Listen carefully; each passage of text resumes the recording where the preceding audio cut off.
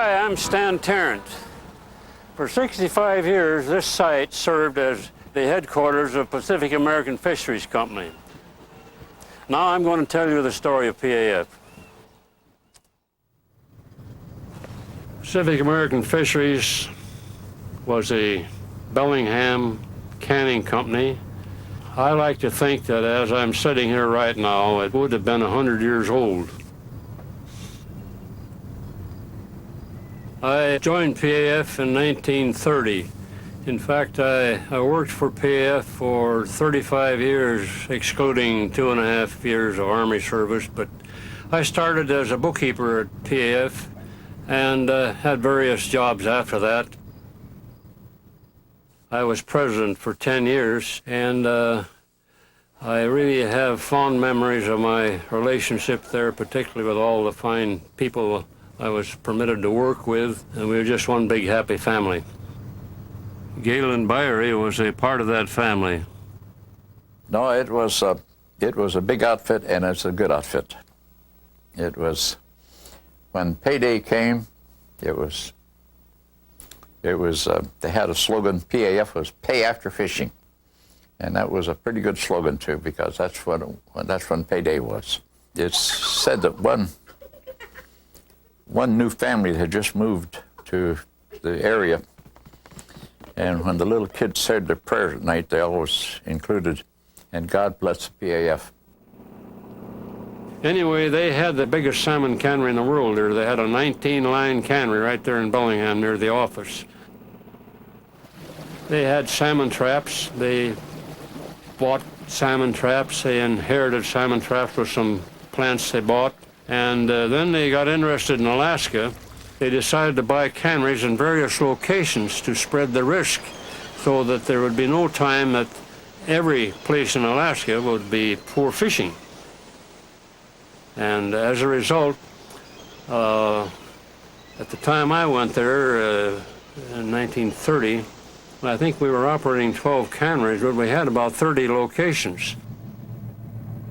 Of course, life at the canneries varied according to location, but most of the canneries were in isolated locations where they merely went in and right from the raw land started a little community.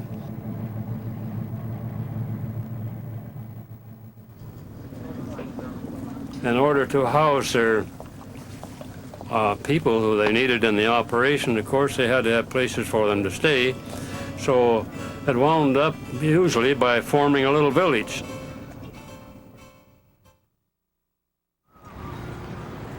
And being far away, especially in the early days, from transportation and communication, the companies had to provide everything.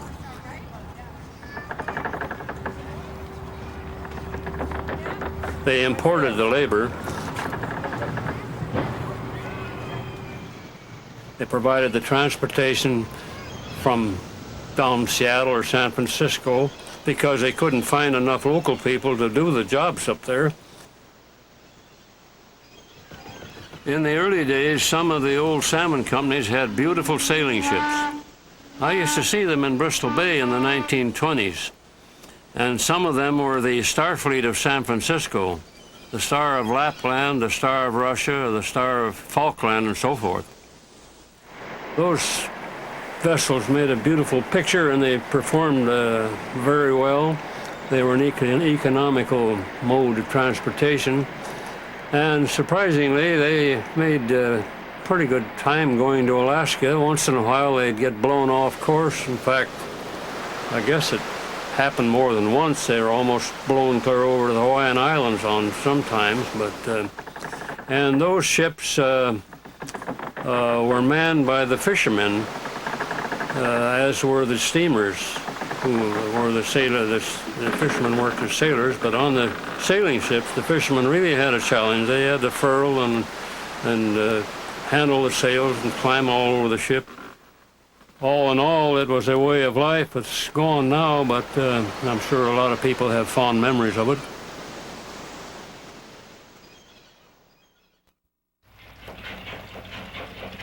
Fishermen were varied nationalities, but Predominantly, they were either Scandinavian or Italian, and back in the 20s and 30s, of course, early 30s, our cannery workers, who, that term designates those workers who actually clean the fish and fill the cans and do that sort of thing. They were hired under what we then called the China contract. It was a throwback from the old days when a China contractor provided all of the labor, that's the labor necessary to operate a cannery. And that was figured out by the company and the China contractor himself. And then, depending upon the number of men required and so forth, a rate of pay was agreed upon. Contrary to some of the rumors, in some cases they might have been true, but the workers, most of them received good treatment under this system. The pay, as it was everywhere in those days, was quite low, but the China contractor usually was quite conscientious about selecting good men and taking care of them because his pay depended upon the success of the canning at the cannery, and that's how he got paid. So he saw to it that the men were quite well taken care of. And in the wintertime, sometimes they were broke. Why, he would pay them a little money or advance some money, and it was a fairly good system.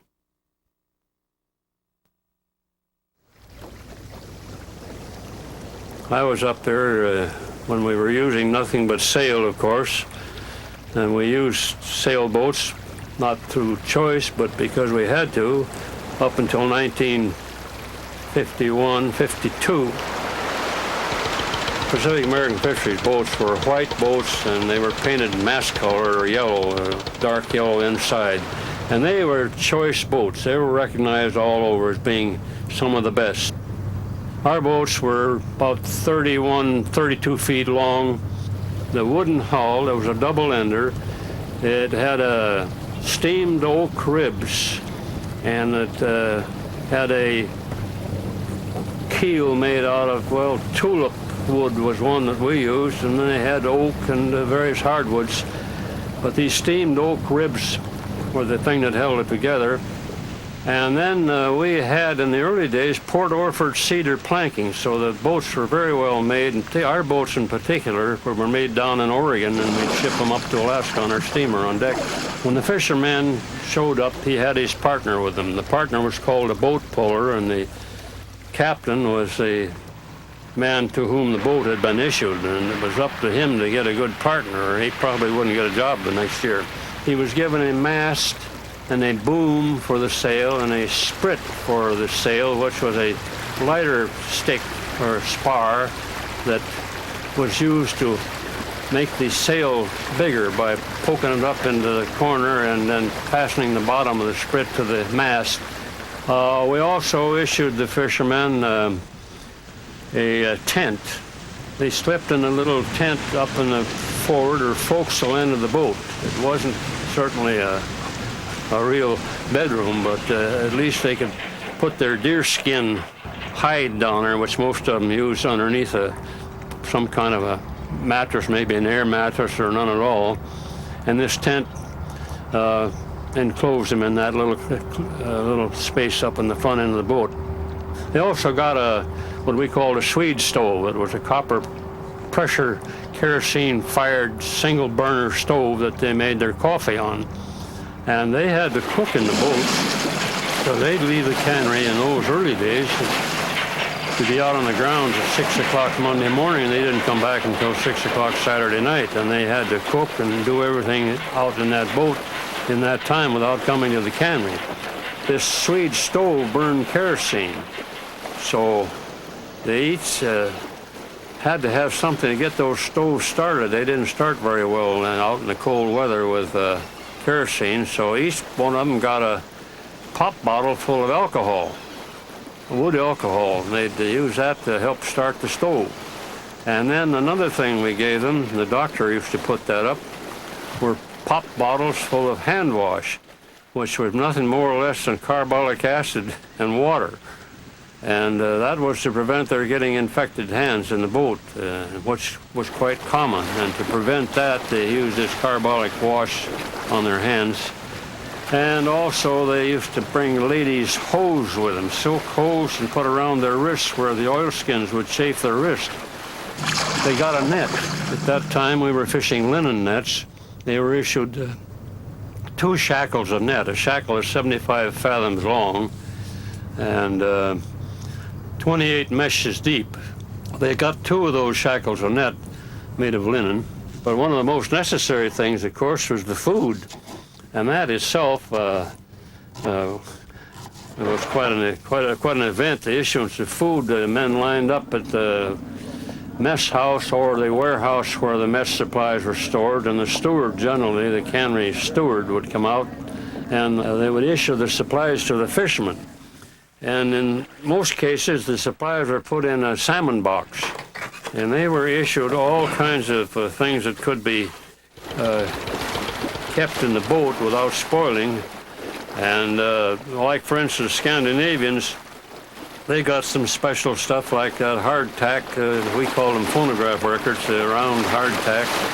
And also there was, of course, no fresh meat. They might get some, take it out for the first day or something, but they got canned meats of all kinds, everything under the sun. I didn't realize how much stuff could be canned. And the Italian boats, of course, they wanted lots of spaghetti and olive oil and that sort of thing, and they were issued Romanello cheese and Campbell's soup. Everybody got soup, and we got butter and eggs and that sort of thing. And also cooking gear. We gave them a Columbia River stew pot, they called it, named after the Columbia River boats. That's pretty much the story of how the fishermen lived out there. It was not comfortable. You can realize these are open boats with no facilities of any kind. They were always damp and wet because the boat was always wet, and their beds would get damp. But they went out with wool clothing and everything, but it was a tough life, particularly when they went out there from Monday morning till Saturday night without ever going ashore. They had to pull these nets in by hand and pick the fish out of them, and it was really tough work. And then if they had no wind, they had to use oars. They got 2 sets of 14-foot ash oars that weighed heavily, and they had to propel the boat by oars. Sometimes they'd have to row all day if they had no wind at all. Monkey boats were small gas or diesel-powered boats, usually around 35, 40 feet long, that would go out and perform 2 functions. One was to make sure they were around in case a bad storm or distress sailboat got in trouble. They would rescue them. The sailboat might go on the beach and have to be pulled off, and the monkey boats were alerted to the location of boats most of the time. They also were allowed to tow a loaded boat to the tally scow. They were not allowed to tow empty boats around the fishing grounds from one good fishing spot to another, or go prospecting, towing boats to places where there might be better fishing. They were not allowed to do that.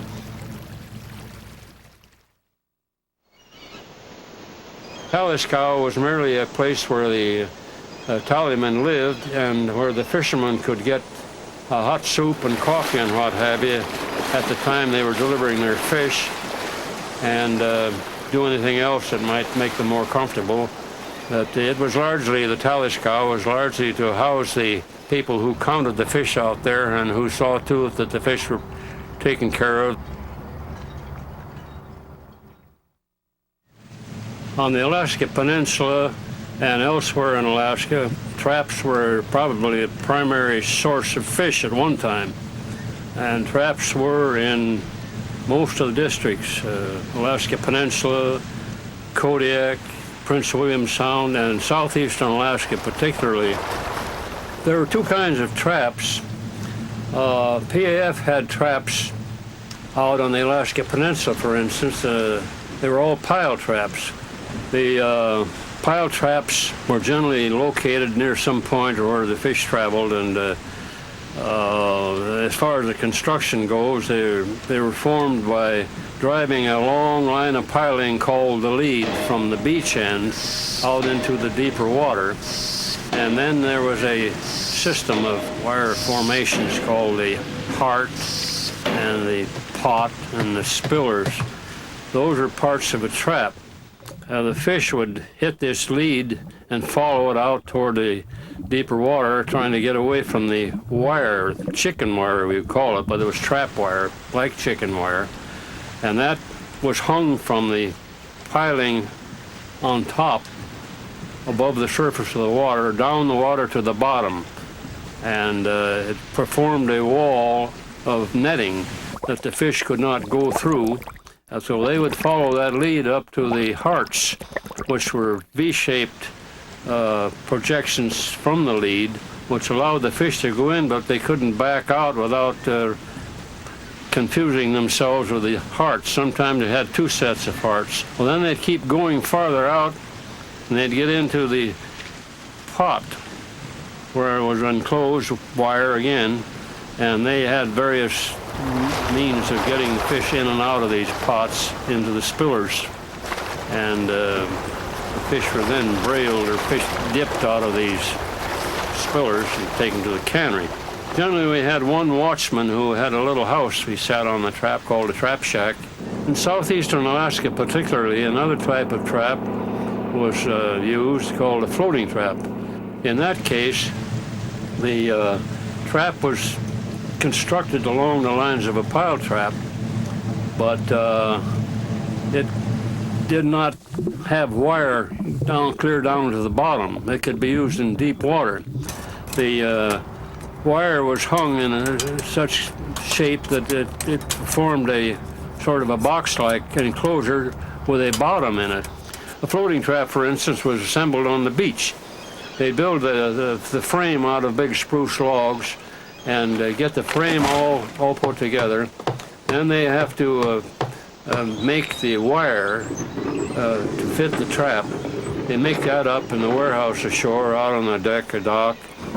And that wire was brought out, and the hanging of the trap was done right out on the beach. So the trap frame would float, and they would work underneath and get this wire all assembled under the trap. And in the final analysis, after they got all the wire fastened and the lines and all the other attachments put on, they'd simply float the trap out of there and tow the intact trap, completely manufactured trap, to the location.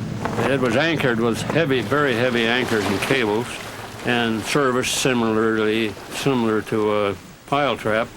The tenders would come alongside and brail the fish out of that floating trap in the same manner as a pile trap, except of course the pile trap was stuck up out of the water, and they'd have a little different type of gear and operate in a little different manner in getting the fish out.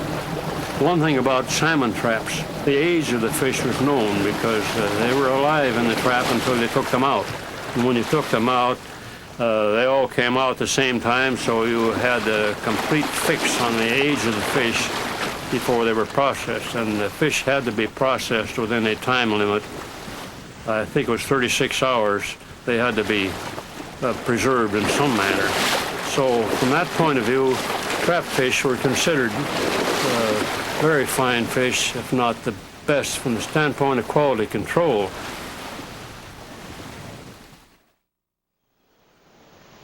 Set nets are merely a fixed form of gill net fishing. At one time, set nets were reserved primarily for widows and orphans and handicapped people who couldn't go out in a boat and catch fish. That was an accepted thing in Bristol Bay, for instance, that the issuance of set net sites or their use was confined to people who couldn't really handle a drift gill net boat. That changed, however, particularly with the advent of power. I don't know why, but when power came in, of course, they got a lot more different types of fishermen and naturally different types of gear. And set nets, the people began to occupy set net sites that were not handicapped persons and what have you. It was open to anybody who had a site.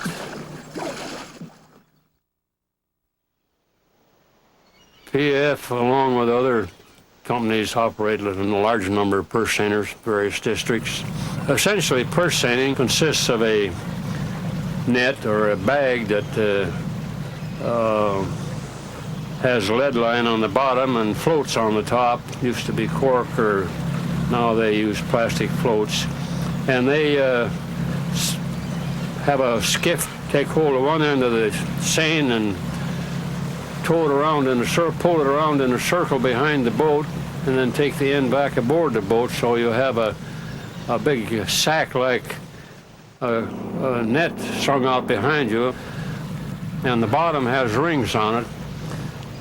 The bottom is weighted down with lead like a gill net, and they have a line through these rings called a purse line. And when they surround what they think is a school of fish, they draw the purse line through these rings and form a purse. The bottom is pursed up, so you have a bag in effect, and you have the fish confined in that bag. Then they move the boat and the bag close together and dip the fish out of that bag, called brailing with a brailer, and load it aboard the ship.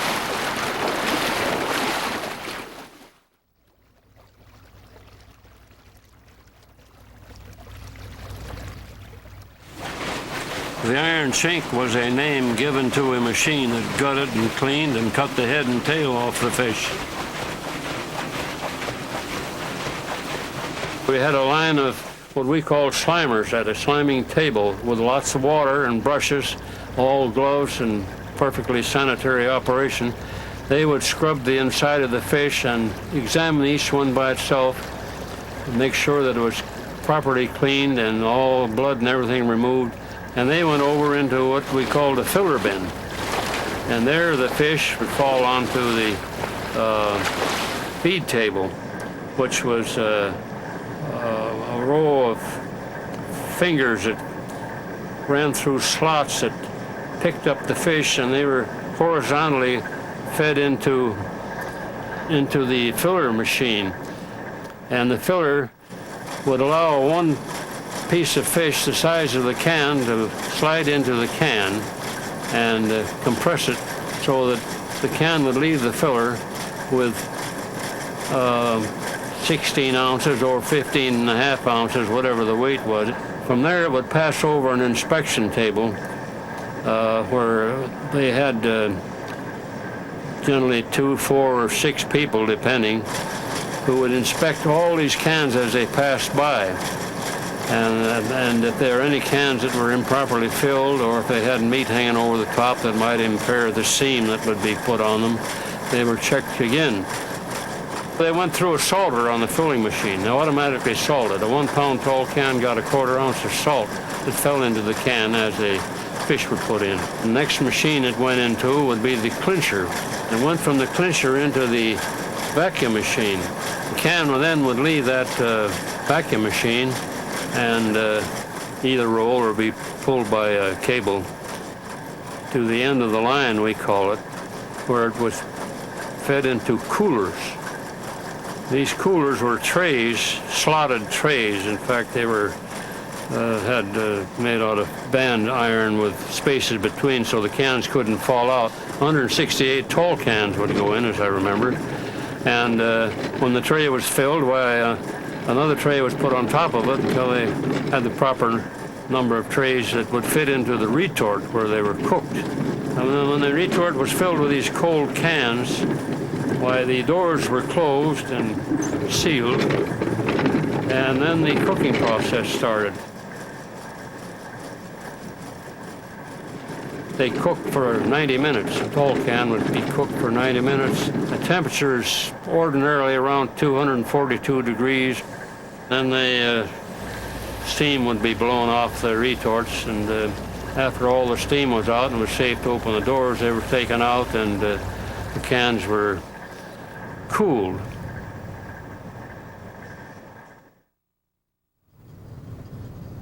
Looking back, and particularly now, I often consider how important Pacific American Fisheries was to Bellingham, and the fact that losing the company meant a lot to all the people of Bellingham.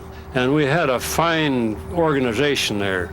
We had good people who were experienced, and they loved the company, and they got along fine. In fact, hardly a day went by that someone wouldn't comment on the fact that PAF had been important to them personally.